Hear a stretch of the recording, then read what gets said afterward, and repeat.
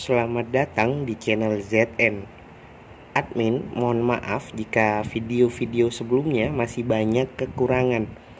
Admin akan usahakan agar kalian nyaman saat menonton video dan mendengar alur ceritanya. Untuk yang request backsound nih, admin juga masih usahakan ke depannya ya. Terima kasih yang sudah mensupport channel ini dan semoga video kali ini dapat menghibur teman-teman sekalian. Di episode sebelumnya, Siang Er mendapat tugas untuk membersihkan sisa-sisa keluarga Zhang dan keluarga Lin yang masih tersisa. Dia membawa 500 pasukan untuk membakar habis tempat kediaman mereka. Di sisi lain, Jiang Han dan Ruxue pergi ke desa Heifengzai yang merupakan markas para bandit. Mereka menghabisi semua bandit yang masih hidup. Di desa Heifengzai, mereka juga menemukan 7 buah tambang di dalam goa. Tambang-tambang tersebut berisikan banyak batu energi yang dapat dijual dengan harga yang tinggi. Cerita kali ini dimulai di taman milik keluarga Yan yang dipenuhi dengan bunga-bunga yang indah. Di bawah sinar rembulan terlihat Jiang Han dan Ruxue yang sedang berjalan bersama menikmati musim semi. Ruxue menanyakan rasa penasarannya pada Jiang Han. Dia bertanya tentang paman Jiang Han yang bernama Jiang Yi. Dikarenakan menurut kabar yang beredar, Jiang Yi sudah sangat lama meninggalkan keluarga Jiang dan sudah tidak peduli tentang apapun yang terjadi pada keluarga Jiang. Jiang Han merasa sedih dikarenakan jatah waktu setengah jamnya bersama Ruxue hanya membahas masalah pamannya dan bukan masalah percintaan mereka. Kemudian Jiang Han mendekat pada Ruxue dan berkata, "Untuk menjawab semua pertanyaanmu, bagaimana kalau kau pergi ke kamarku malam ini? Aku telah melakukan banyak persiapan untuk ini." Ya, maksud Jiang Han sih mau melakukan hubungan pasutri gitu. Dan Ruxue pun bersedia ikut ke kamar Jiang Han dengan syarat hanya setengah jam saja. Dengan wajah bak seorang hyper, Jiang Han berkata, "Kena kau, aku akan melakukannya malam ini pada istriku." Ingat ya teman-teman, istri. Jadinya halal. Lalu Ruxue menarik baju Jiang Han dan menyuruh Jiang Han untuk cepat menjawab bagaimana cara Jiang Han membawa Jiang Yi kembali. Kemudian Jiang Han mengatakan bahwa dirinya hanya mengirimkan sebuah surat yang isinya kurang lebih seperti ini.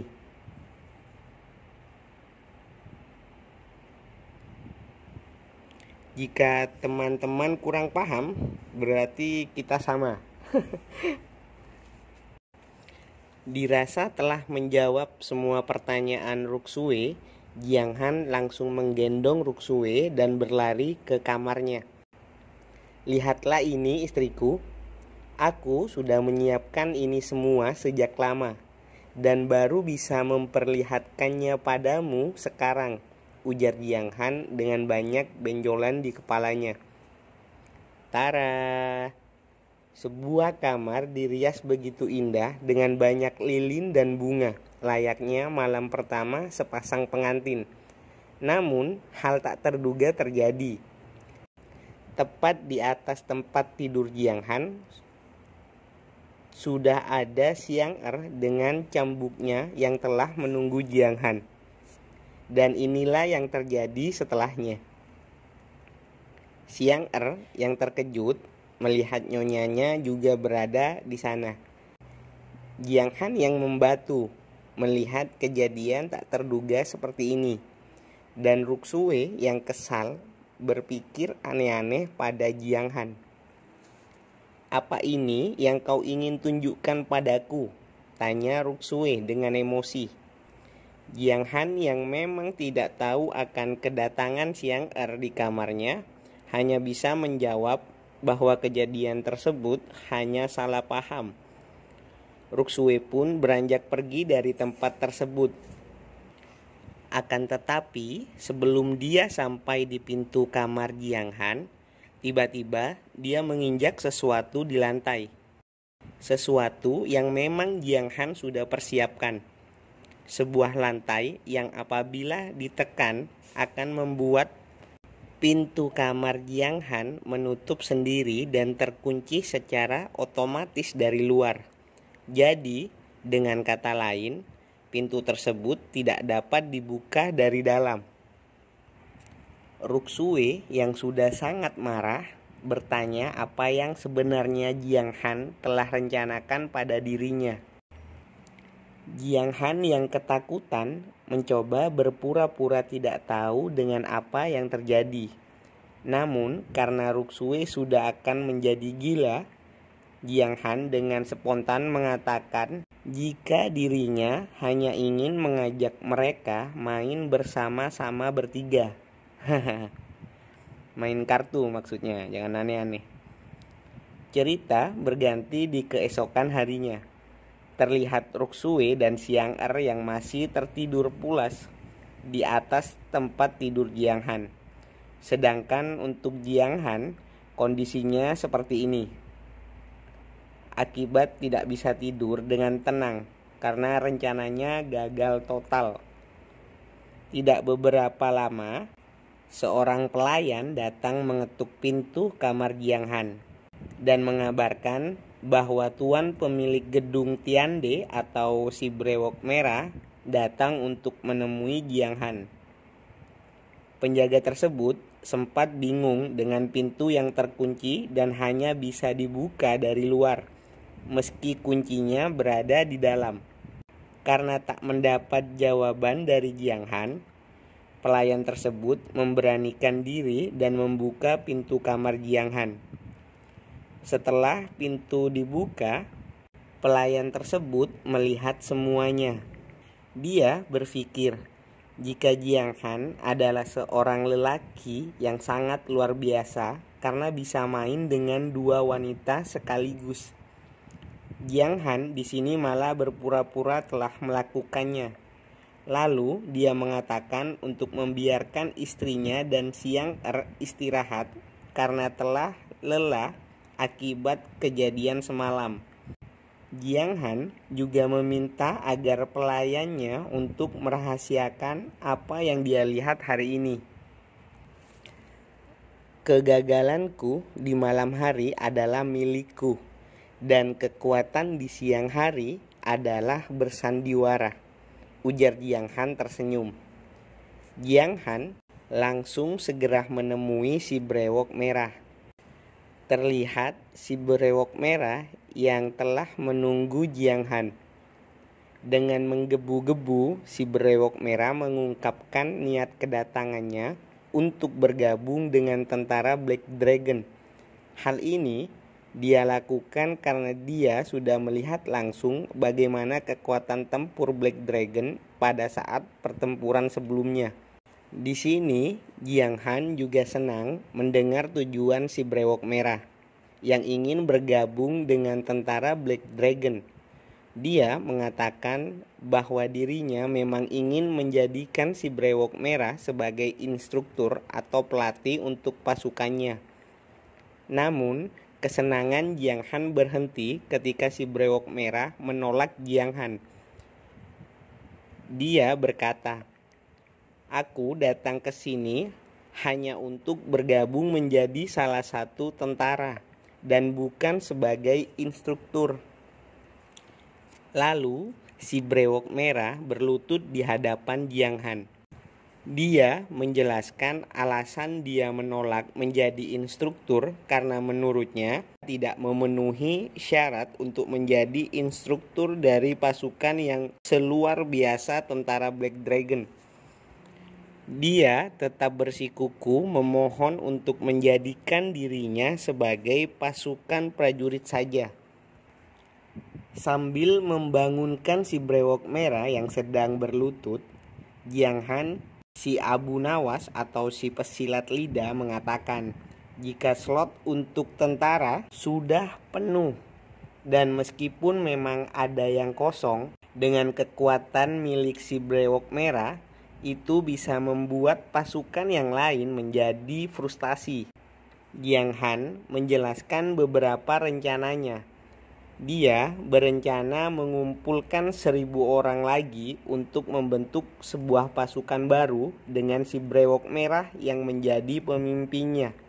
Jiang Han melanjutkan, jika pasukan baru ini akan menerima pelatihan dan perlakuan yang sama, akan tetapi dengan menggunakan nama yang berbeda.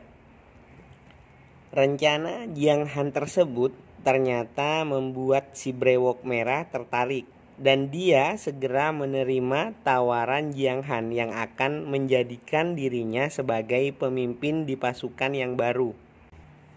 Setelahnya, dia pun berpamitan pada Jiang Han untuk kembali ke gedung Tiande. Sebelum si brewok merah pergi, Jiang Han menghentikannya. Dia meminta si brewok merah agar mengizinkannya untuk memeriksa luka yang telah lama diderita oleh si brewok merah. Si brewok merah lalu menceritakan kejadian yang terjadi hingga dirinya terluka dan didiagnosis tidak dapat disembuhkan.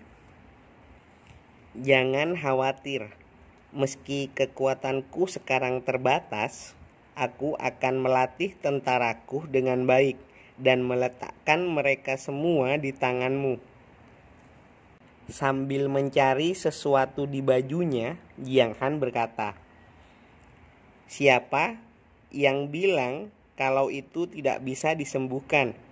Apakah kau berpikir aku akan membiarkanmu melatih tentaraku dengan kondisimu yang sakit?" Sambil memberikan sebotol obat, Jiang Han mengatakan untuk si brewok merah meminum pil tersebut sementara. Jiang Han meminta waktu sebulan untuk membuat penawarnya. Si brewok merah bergumam dalam hati, "Racun di tubuhku sangat sulit disembuhkan. Sudah banyak tabib hebat yang mengatakan bahwa sakit yang aku derita tidak ada obatnya. Namun anak ini telah berjanji padaku akan menyembuhkanku dalam waktu sebulan saja. Berapa banyak usaha yang dibutuhkan oleh anak ini?" Si brewok merah langsung berlutut dan memberi hormat. "Aku berjanji akan melayanimu, komandan." Sambil memperhatikan si brewok merah yang kembali pulang, Jiang Han berpikir jika dirinya sudah diakui oleh si brewok merah. Dengan itu, satu lagi rencananya yang telah berhasil. Tuan kota pun kemudian datang bersama Ruksue. Dia berkata, "Kapan orang itu tiba? Kenapa tidak ada orang yang memberitahuku?" Orang tersebut adalah salah satu orang yang tidak boleh diprovokasi dan disinggung oleh bocah nakal sepertimu. Jiang Han lalu menjawab, "Tuan pemilik gedung Tiande sudah berada di bawahku dan akan menjadi pemimpin pasukanku di masa depan. Aku akan menempatkan dia di desa Hefengzai bersama tentara Black Dragon. Di satu sisi, aku dapat tetap merahasiakan pelatihanku, dan di sisi lain, agar dapat memastikan bahwa tambang batu energi akan sangat aman." Tuan kota hanya terdiam mendengar rencana yang Jiang Han atur. Kemudian Jiang Han meminta izin pada ayah mertuanya untuk pergi ke kota Yushu dan menjual sebagian batu energi. "Ayah mertua, setelah ini aku akan mengisi lemari besimu dengan emas ketika aku kembali ke sini nanti." Lalu cerita berganti di tempat Jiang Yi. Kini Jiang Han terlihat pergi menemui pamannya. Tanpa basa-basi, Jiang Yi meminta Jiang Han untuk segera menunjukkan status keturunan naga leluhur miliknya. Sesuai permintaan, Jiang Han segera berubah menjadi mode naganya. Jangan sia-siakan darah yang ditinggalkan leluhurmu. Aku akan membantumu mengawasi desa Hefengzai, ujar dari Jiang Yi. Sebelum Jiang Han pergi, dia memberikan sebuah buku seni pedang tingkat mitos pada pamannya, dengan alasan tidak sengaja menemukannya.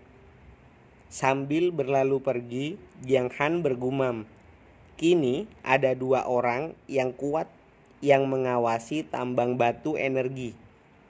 1 terang dan 1 gelap. Ini berjalan lancar sesuai rencanaku."